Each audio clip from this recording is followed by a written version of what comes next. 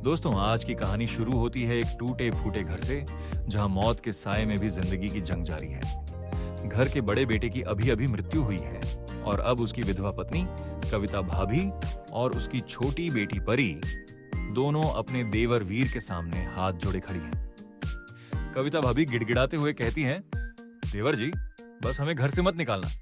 बदले में जो कहोगे वो करूंगी। पिछले जन्म में किसी की जान बचाई थी, इस जन्म में खुद को बेचना पड़ रहा है।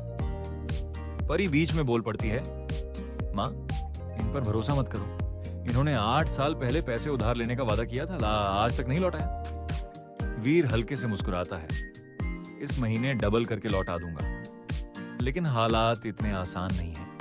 घर पर टैक्स का बोझ है और अगर महीने के अंत तक पैसा नहीं भरा गया तो पूरा परिवार कर्ज बंधक घोषित हो जाएगा। यानी अब वो आजाद इंसान नहीं, बल्कि कर्ज चुकाने वाले गुलाम बन जाएंगे। कविता भाभी कांपती आवाजों में कहती हैं, पति तो रहे नहीं, अगर कर्ज बंधक बने तो हम माँ बेटी कहीं की नहीं रहेंगी। वीर गंभीर होकर कहता है, जब तक तुम मुझे घर से नहीं निकालोगी, तुम दोनों राठौड़ परिवार का हिस्सा हो, किसी को कहीं जाने की जरूरत नहीं। भाभी हैरान होकर पूछती है, सच में नहीं निकालोगे? वीर सिर्फ इतना कहता है, मुझे एक जरूरी काम निपटाना है, जल्दी लौटूंगा, और हाँ, जुए के अड्डे पर मत जाना। भाभी सफाई देती है, मैं जुआ खेलने नहीं जा रही। तभी वीर के मन में एक नाम कौंधता है, सुहानी कहाँ है? कहानी अभी शुरू ही हुई है और तूफान अभी बाकी है। वीर सीधा पहुंचता है साहूकार जोरावर सेठ के पास। हाथ जोड़कर विनती करता है, भाई साहब, 4 दिन और दे दो। जोरावर तंज कसते हुए कहता है, पैसा वसूलने में तो तुम बड़े तेज हो, लौटाने में इतनी देर क्यों? वीर जवाब देता है, मेरे बड़े भाई की चिता की राख अभी ठंडी भी नहीं हुई, कम से कम उनकी अंतिम रस्में तो पूरी करने दो। 4 दिन बाद पैसा देने का वादा होता है। मूलतः 10 तोला था, लेकिन जोरावर 9 तोले पर राजी हो जाता है, धमकी के साथ। 4 दिन बाद अगर पैसा नहीं मिला तो पहले तुम्हारी टांगें तोड़ूंगा, फिर उस माँ बेटी को उठा ले जाऊंगा। वीर सोचता है, 4 दिन, पहले इन 4 दिनों को तो पार करूं, पैसा कहां से आएगा? ठीक उसी पल उसे याद आता है, उस रहस्यमयी गुरु का दिया हुआ पत्थर का शिलापट भी उसके साथ आ गया था। शिलापट पर लिखा था, जब तक अपनी मातृभूमि नहीं लौटोगे, तलवार खींचो और देवता बन जाओ। 3 लाख बार तलवार खींचो और नाम रहित आत्मा कलश में समा जाएगी। अचानक शिलापट गायब हो जाता है, लेकिन वही आवाज फिर गूंजती है, 3 लाख बार तलवार खींचने से कलश में प्रवेश मिलेगा। कविता भाभी चौंक कर पूछती है, क्या हुआ देवर जी? वीर पूछता है, भैया की तलवार कहाँ है? क्या मुझे इस्तेमाल करने को मिल सकती है? भाभी हैरान होकर पूछती है, तलवार का क्या करोगे? वीर दृढ़ता से कहता है, मुझे तलवारबाजी सीखनी है। भाभी थोड़ा हैरान होती है, तुम तो पहले इस मेहनत से बहुत डरते थे। वीर मुस्कुराकर कहता है, इंसान बदल भी जाता है।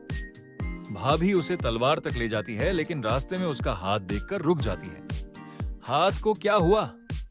वीर टाल देता है, रास्ते में गिर गया था, मामूली चोट है। भाभी फिर भी हाथ पकड़कर जांचती है, ज्यादा जोर मत लगाना। वीर शुक्रिया अदा करता है। भाभी मजाक में कहती है, सिर्फ तलवार निकालना डालना, इसे भी अभ्यास कहते हो? वीर जवाब देता है, अगर मैं ये सीख गया तो रोज तुम्हारे पैर धोऊंगा। भाभी हंसती है, याद रखना, तुमने ही कहा है। वीर तलवार बार बार म्यान से निकालता है, 41वीं बार, 42वीं बार। शरीर थकान से चूर हो जाता है, लेकिन वो रुकता नहीं। उसी वक्त शहर के दरबार में एक और नाटक चल रहा है। रागिनी का परिवार शादी तोड़ने पहुंचता है। कोई कहता है, अभी तो शोक का समय है, कल शादी करना उचित नहीं। जवाब मिलता है, तो हम कचहरी जाकर पूछते हैं कि क्या रागिनी परिवार सगाई से मुकर रहा है। रागिनी सीधे वीर से कहती है, तुम एक जुआरी हो, मुझे किस भरोसे पालोगे? मैं तो राजमहल नृत्य अकादमी में दाखिला लेने वाली हूं, तुम मेरे लायक नहीं। वीर पूछता है, तो तुम्हारा मतलब है सगाई तोड़ रही हो? रागिनी दृढ़ता से कहती है, हाँ, मरना कबूल है, तुमसे शादी नहीं। रिवाज के मुताबिक अगर लड़की सगाई तोड़े तो सगाई की रकम 2 गुनी लौटानी पड़ती है, 6 तोले से 12 तोले। रागिनी का परिवार बहस करने पर तैयार हो जाता है। मोहल्ले वालों को बुलाकर तमाशा देखना है क्या। आखिरकार पैसा पकड़ाकर कहा जाता है, निकल जाओ। घर लौटकर एक नया माहौल है। खाने में गोश्त देखकर परी हैरान होती है, देवर जी ये गोश्त कहां से आया। जवाब मिलता है, खरीदा है। कोई फुसफुसाता है, इतना सस्ता गोश्त, जरूर कोई गड़बड़ है। भाभी परी को समझाती है, माफी मांगो, ये बढ़ती उम्र में है, इन्हें खाने दो। परी धीरे से कविता से कहती है, माँ देवर जी पहले जैसे नहीं लग रहे। कविता खुद हैरान होती है, पुराने शरीर की थकान मानो पूरी तरह गायब हो गई हो। कुछ दिन बाद कविता भारी टोकरी उठाकर चलती है। वीर टोकने की कोशिश करता है, धीरे चलो भाभी, मैं उठाता हूं। भाभी मना करती है, नहीं मैं खुद कर लूंगी। तभी उसे पता चलता है कि वीर ने चुपके से मूली फेंक दी थी। भाभी पूछती है, देवर जी क्या तुमने सच में तलवारबाजी शुरू कर दी। वीर जवाब देता है, अब हमेशा तुम दोनों से ही काम नहीं कराया जा सकता। भाभी ताना मारती है, बातें तो बड़ी अच्छी करते हो। फिर पैसों का हिसाब होता है, 8 की जगह 16, ऊपर से 4 और कुल 20। गिनते गिनते 2000 तक पहुंच जाता है।